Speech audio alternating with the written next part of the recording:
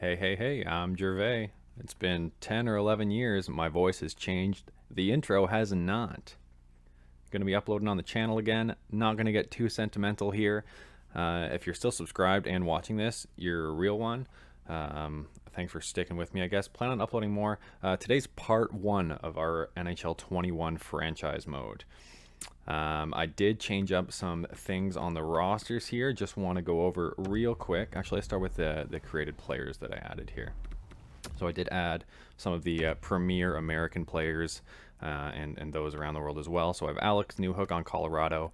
He's a top 6. I gave him Bobby Brink. I gave him top 9. Cole Caulfield, I have him at medium elite. That guy is lighting up college hockey this year. He's been one of the best players. I'm a Montreal fan, so I'm hoping he'll take home the Hobey Baker. Add a trophy to the list there. On his way to a Hart and a Stanley Cup and a Conn Smythe and all those other things that will definitely happen without a doubt. Cam York, added him to Philly. I have Jake Sanderson on Ottawa as well. Added Luke Hughes to the upcoming draft. Matt Beniers as well. Matthew Boldy in Minnesota. Owen Power, I think he could go first overall just because he's 6'4" and 213.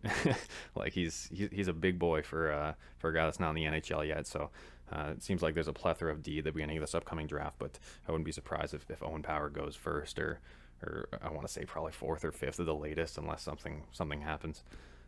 Spencer Knight, of course, in Florida, medium elite goaltender. I have Shakir Mukhamadullin in New Jersey. I feel like he could be a standout. Podkolzin, he's going to be added to that bundle of youth they have in Vancouver. So I felt like I should add him in there, of course, and Askarov as well. And as far as some edits I made to other players, I'd like to briefly go through them. There's a few of them. I also lowered Dustin Bufflin's overall. He was still in here as a free agent at 87. I'm kind of going under the assumption that he won't be playing in the NHL again, so I moved him down to like 50 or something like that.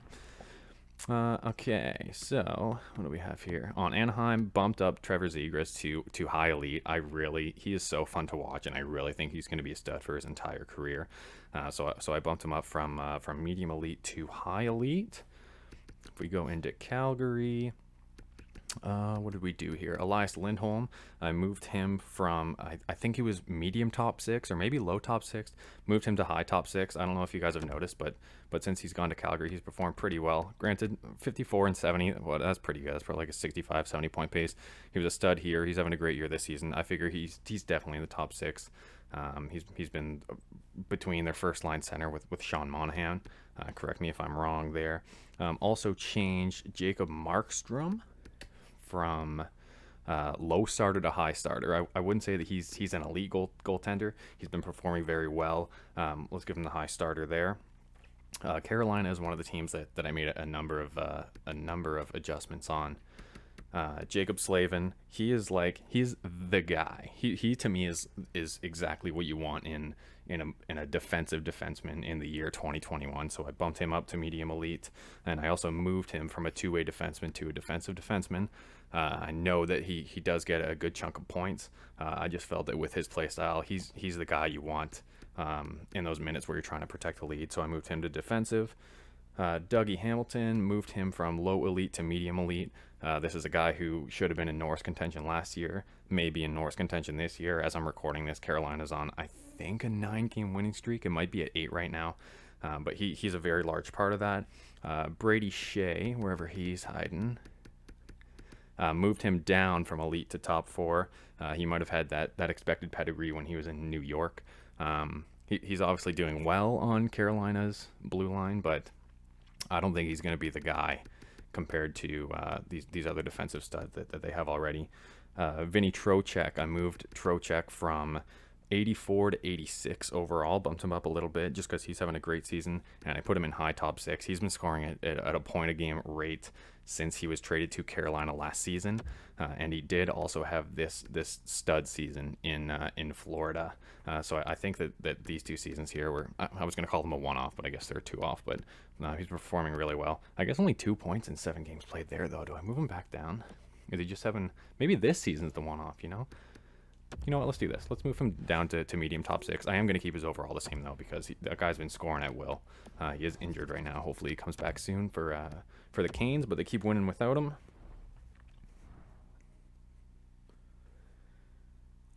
Okay, we have Chicago. Pius Suter, wherever he is. With Kirby Dach out this season, he has been their #1 center. I think he was at a low top 9 before. I moved him up to high top 9. I'm not going to make him top 6. I don't know if he really constitutes that pedigree. I also bumped up, since they have all of a sudden magically like conjured a goalie, Kevin Lankinen, moved him up to 84 overall.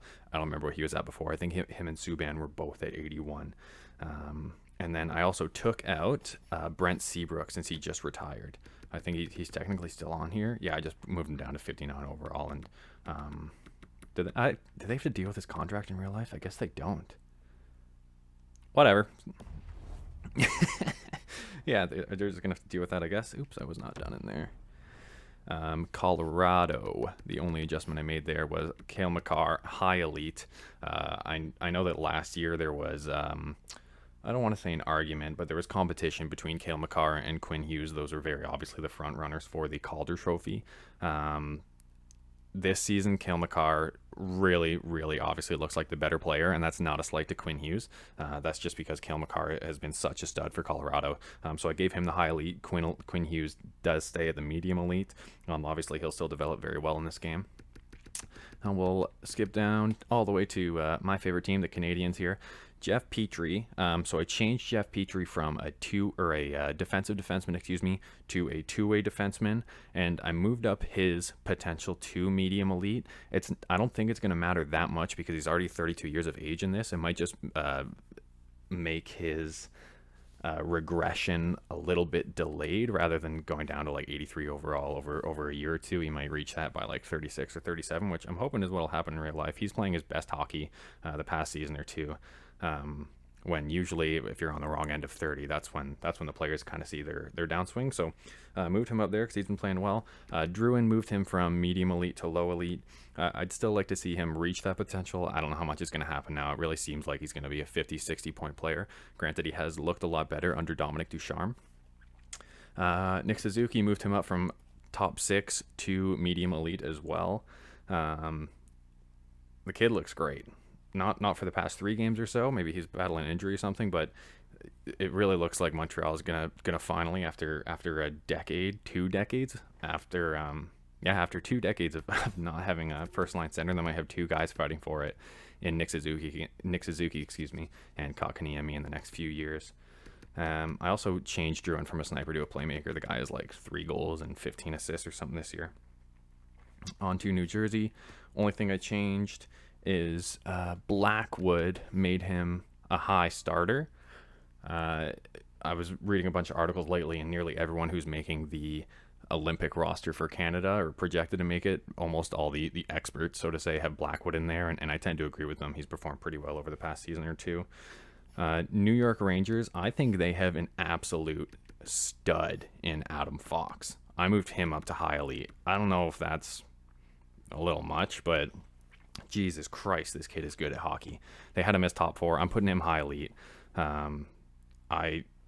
He's going to be a perennial Norris contender to me for the next 8 or 9 years. If you haven't been following him, if you haven't been watching him play, he's so smart with it, and he doesn't have these big like dipsy-do dangles or anything. His offensive awareness on the breakout passes and the feigning skating or passing and doing the opposite is just marvelous. He's very fun to watch. So I have him there. I'm actually going to change him to a two-way defenseman because he's great. He's great at exiting with the puck. He's great at preventing zone entries. Oops, I'm going the wrong place here. The guy's just been excellent. I expect big things from him. Can you imagine him if he were to get on Carolina's blue line before he was traded? Like, it's just nuts. Okay, here Ottawa. I kept Drake Batherson wherever he's hiding. Kept him at his overall as a top 6. But I meant to bump up his overall to about an 81, so I'm going to do that real quick. There we go. I bumped up Drake Batherson to 81. Ottawa hasn't looked too bad as of late. Their young guys are really look like they're paving. Really look like, excuse me, they're paving the way for the future for them. Josh Norris, Drake Batherson, Brady Tkachuk, obviously Tim Stützle, who was just taken in the previous draft. They're all looking great. Thomas Chabot on the rear end. You have Branstrom as well. Things are looking up for Ottawa. Matt Murray has kind of been, that's the right way to describe it. Kind of, not sure. But hopefully he can turn it around. He was pretty good in Pittsburgh as far as I know. I mean, the guy has 2 cups. He must have done something, right? Okay, Sean Couturier moved you from top 6 to medium elite. I think that's very fair. Guy seems like he's going to be contending for the Selke for basically the rest of his career at this point. Nolan Patrick, I moved him down. It's a shame with all the injuries. I moved him down from medium elite to low top 6. I hope he can turn it around. It just, I don't know if it was due to injury or if this was a player who's going to become anyway. Maybe there is lots of room to grow, and maybe I'm completely wrong. It just feels like he's not an important part of their team. If you're a Flyers fan and you're watching this, I really apologize. This may just be me not watching the Flyers that much. I just feel like I don't see any highlights of his. I don't hear his name that much. It really doesn't seem like he's going to turn into a player that you would expect a second overall pick to become. On to Pittsburgh, moved Brian Rust from a top 9 to a top 6. Yeah, you can argue that he gets fed everything by Crosby, but it seems like he would be in the top 6 of basically any team that he goes to, I think, just based on his production. John Marino has been pretty good for Pittsburgh as well. A young stud there on D. Moved him from a low top 6 to a medium top 4. He seems like a staple in their top 4. He seems like a guy who's going to be doing some big things for them.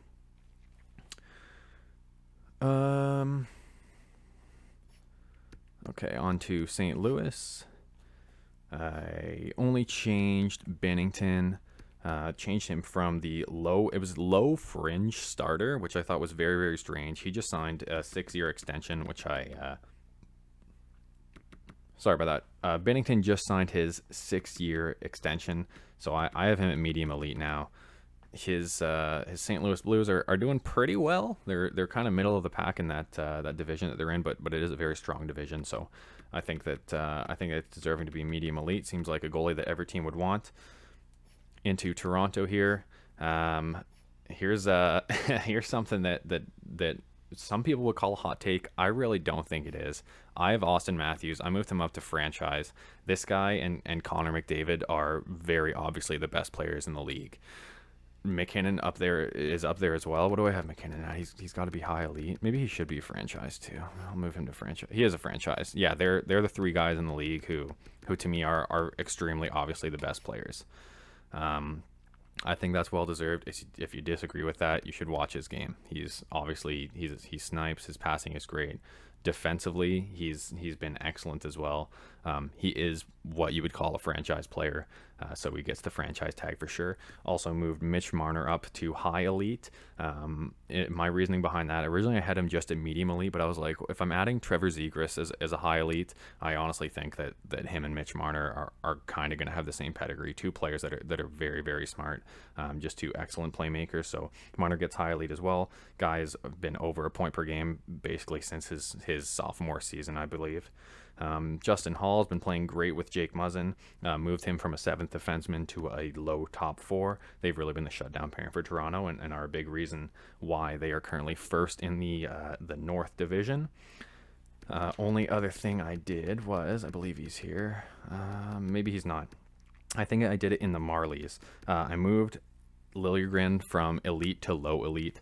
He was taken in the first round. Everyone thought he was going to be a steal because he was sick in his draft year. But he hasn't performed like a person who should be medium elite. You know, I think he's three or 4 years into his career now, and you'd really like him to pick it up a little bit more.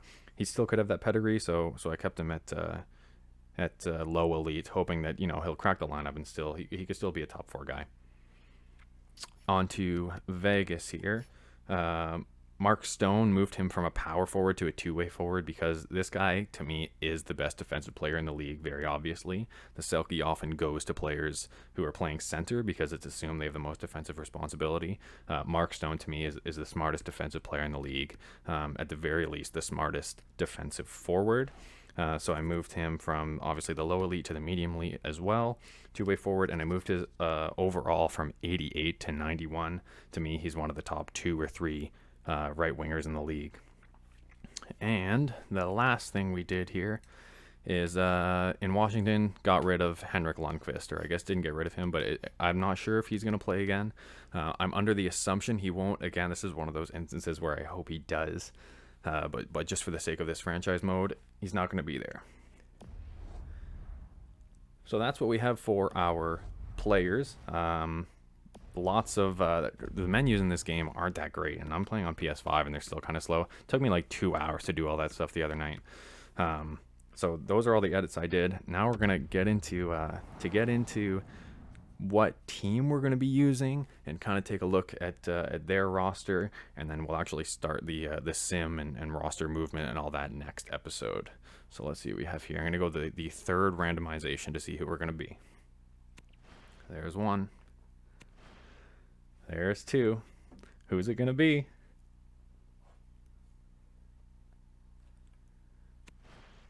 The San Jose Sharks. All right, this is a team. This is going to be very interesting. This is a team who, like, should they be going for it? Should they be rebuilding? They have Brent Burns, who's 36 and has multiple years left on his contract. They have Vlasic as well, who used to be an absolute stud for Team Canada. Evander Kane, I guess something's going on with his contract in real life. They're talking about they might be buying him out, but yeah, Erik Karlsson has a ton of years left as well. So this is going to be very interesting. Going to be taking over Doug Wilson. Doug Wilson is not being fired for the purpose of this franchise. I'm just going to take over his body.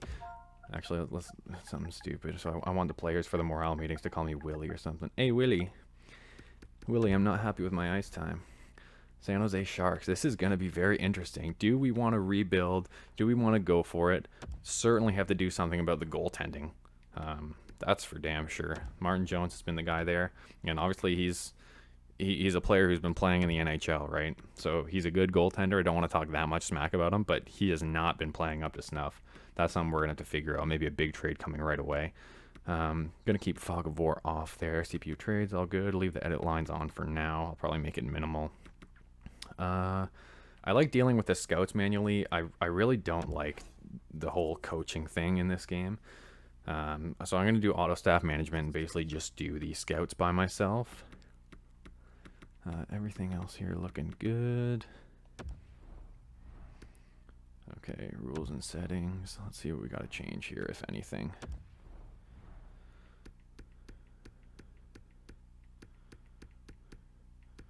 Draft pick ownership, going to leave on authentic. Trade difficulty, I'm going to leave on medium. Waivers for sure. Fog of War, gonna leave that off. Auto scouting, sure, we'll do that. Yeah, everything looks good here.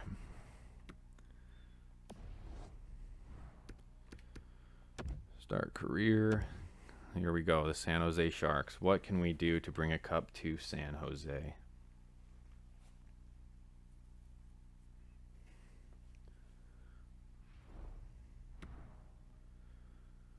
Okay, let's take a look at this roster real quick. Not going to do anything drastic in this episode, but I do want to see where we can take this team. So as far as overall, let's go with goalies first. So Dubnyk and Jones, they're both backup goalies, as you can see over here.